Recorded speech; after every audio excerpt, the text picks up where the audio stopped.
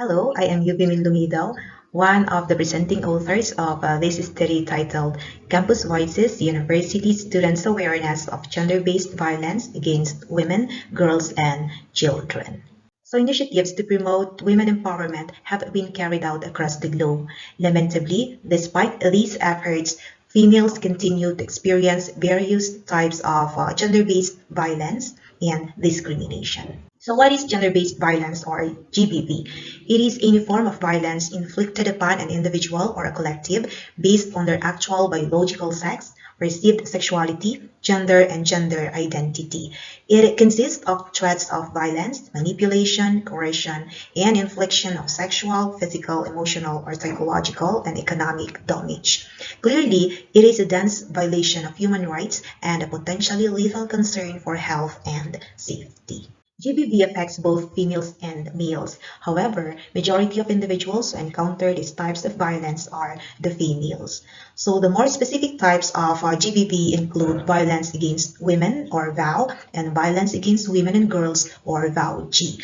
This pertains to any act of gender-based violence that results in or is likely to result in physical, sexual, or mental harm or suffering to women, including threats of such acts, coercion, or arbitrary deprivation of liberty, whether occurring in public or in private life.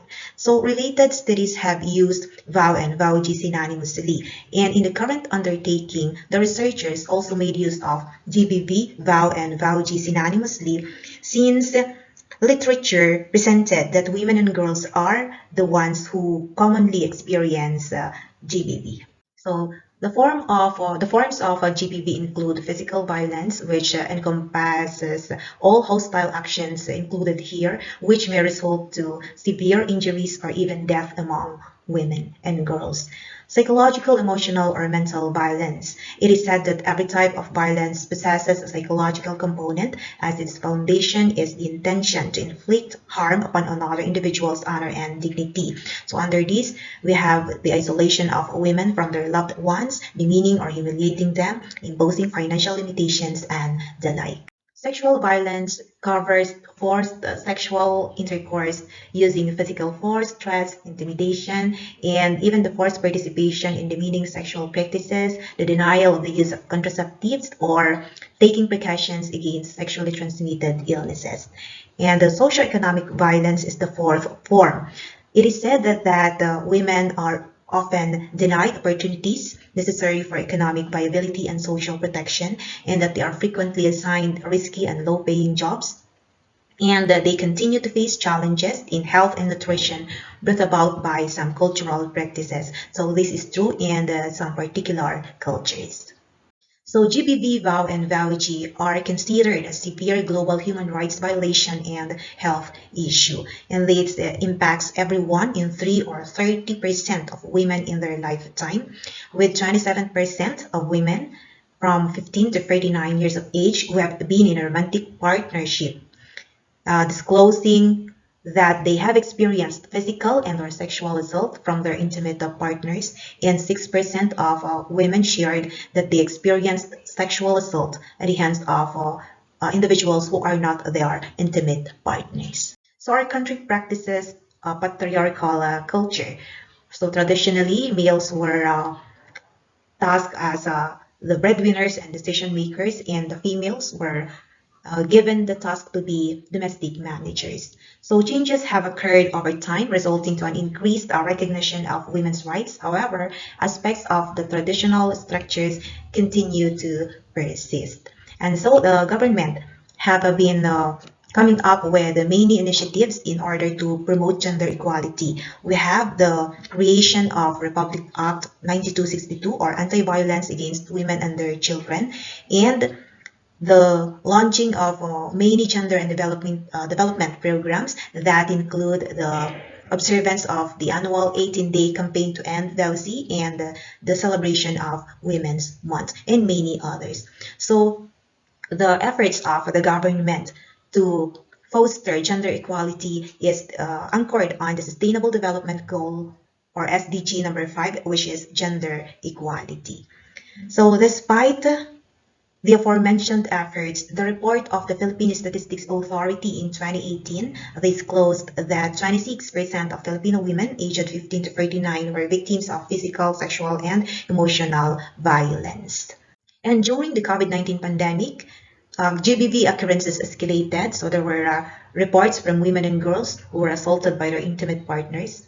And it is said that the reduced access to services, the disruption of social and protective networks, and stress have all contributed to an increased vulnerability of women and girls to violence. Sadly, even children were subjected to maltreatment by their parents or their caregivers in every nation. So they experience neglect, physical, psychological, and sexual abuse. Good day, everyone. I am Daisy Bando, one of the presenting authors of this research.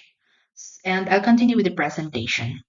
So it can be deduced from the cited literatures that gender-based violence is still significantly underrepresented due to stigma and societal pressures. Moreover, there is a need to obtain a deeper understanding of the extent and characteristics of various types of violence against women, girls, and children. Also, it is believed that university students who are well informed about gender based violence are more likely to contribute to fostering respectful and safe communities in their future workplaces and personal lives. Further, students can contribute to broader social change and promote more equitable gender equality and equity. This research aims to determine the degree of awareness regarding gender based violence among university students. And another aim is to explore the differences in the students' gender based violence awareness degree when grouped according to their sex and age. Hence, the research questions were the following.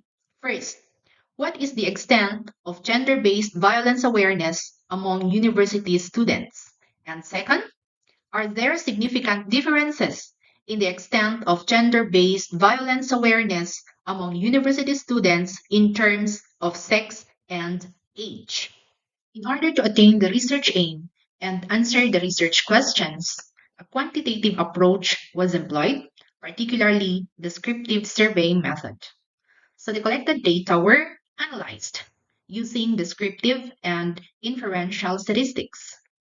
The mean and standard deviations were used to determine the extent of students' gender-based violence awareness.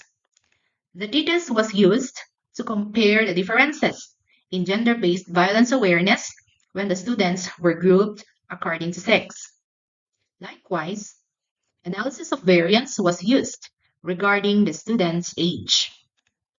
Moreover, the study involved a total of 112 students officially enrolled at Ifugao State University, Tinoc campus during the second semester of school year 2022 to 2023.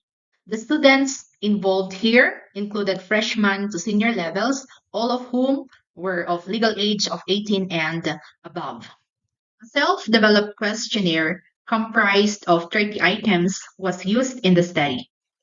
The survey's content and structure were based on RA 9262, otherwise known as the Anti-Violence Against Women and Their Children Act of 2004.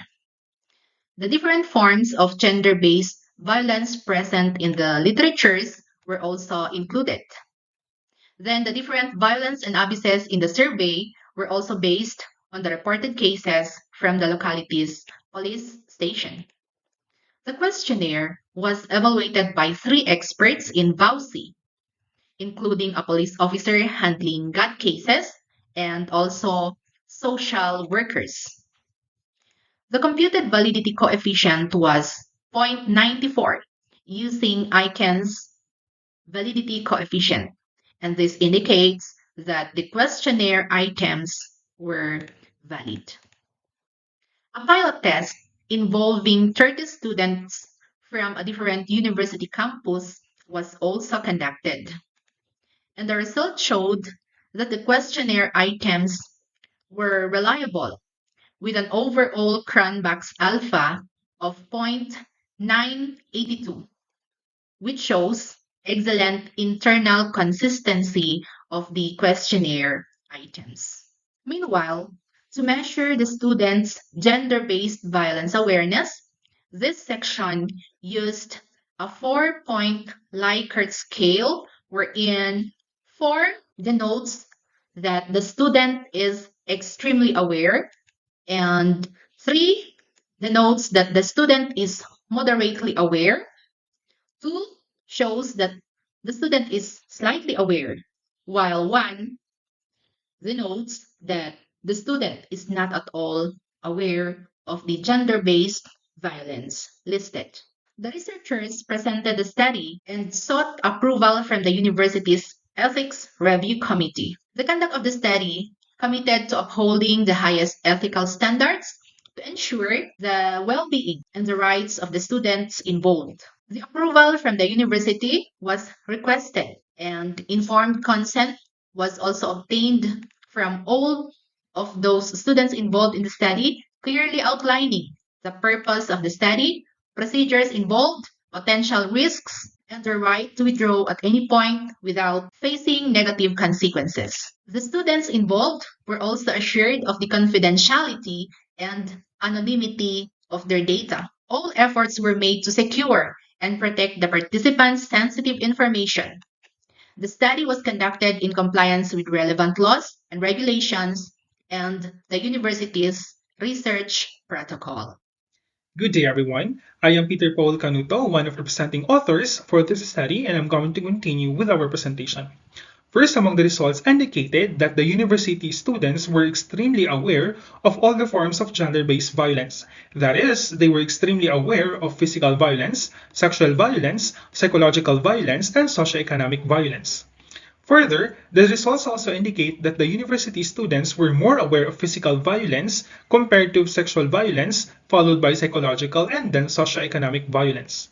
The extreme level of awareness among the students indicates that they were highly informed and sensitive towards all the forms of GBV, and that they were actively engaged in understanding and addressing issues related to all forms of gender-based violence. When the students are grouped according to their sex, results indicated that there is no significant differences regarding the perception between the male and female university students about the forms of gender-based violence. That is, they have the same perceived level of awareness regarding physical violence, sexual violence, psychological violence, and socioeconomic violence. Results also further indicate that the female students have a higher perception as compared to the males. When the students are grouped according to their age, that is from 19 years old and below, 20 to 24 years old, 25 to 29, and 30 to 34 years old.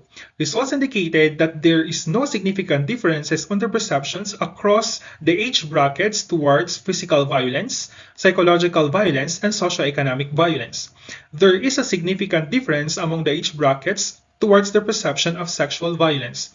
This indicates that the younger students have a higher or extremely significant of awareness as compared to the older generations or older students. In summary, it was found that the students have a high or extreme level of gender-based violence awareness. It was also found out that they are more aware of physical violence as compared to sexual, psychological, and socioeconomic violence.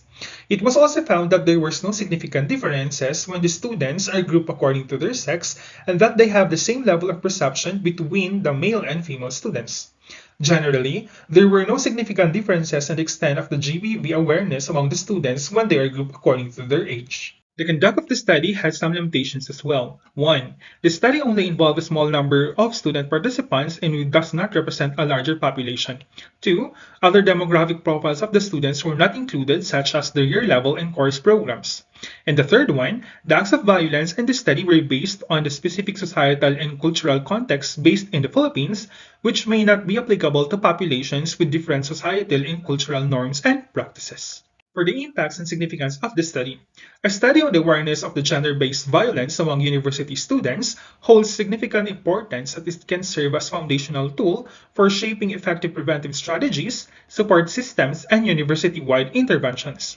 Students who are well informed about GBV are likely to be more understanding of the challenges faced by survivors and may actively contribute to creating a safer and more inclusive environment.